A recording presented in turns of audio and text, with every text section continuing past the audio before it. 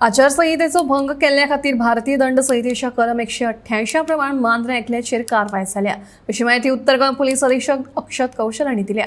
आचारसंहिता लागू आसतना आरजीपी पक्षाचे पॅम्पलेटां तशेंच बेजीस मतदार वाडटा हे खातीर ताचे आड ही कारवाय जाल्या।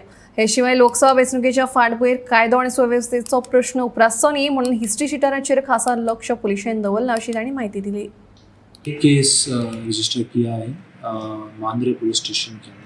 अभी तक वो एक कंप्लेंट हमें रिसीव हुई थी, उसके ऊपर हमने केस रजिस्टर किया।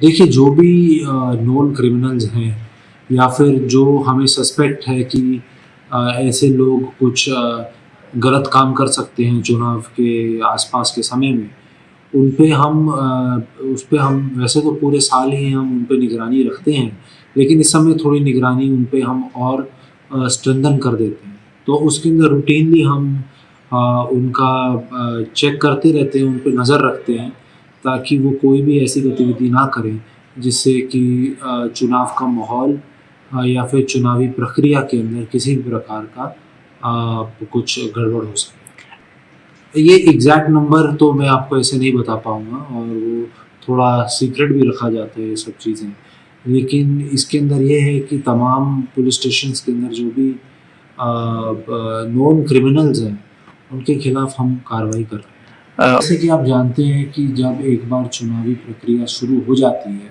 जब इलेक्शन कमीशन ऑफ इंडिया एक बार अनाउंस कर देता है तो सब जगहों पे टीम्स बनाई जाती हैं, फ्लाइंग स्क्वाड्स बनाए जाते हैं जो मॉनिटरिंग करते रहते हैं कि किसी भी प्रकार का कोई भी ऐसा काम ना हो जो इलेक्शन कमीशन ऑफ इंडिया के जो गाइडलाइंस हैं उसका वायलेशन हो।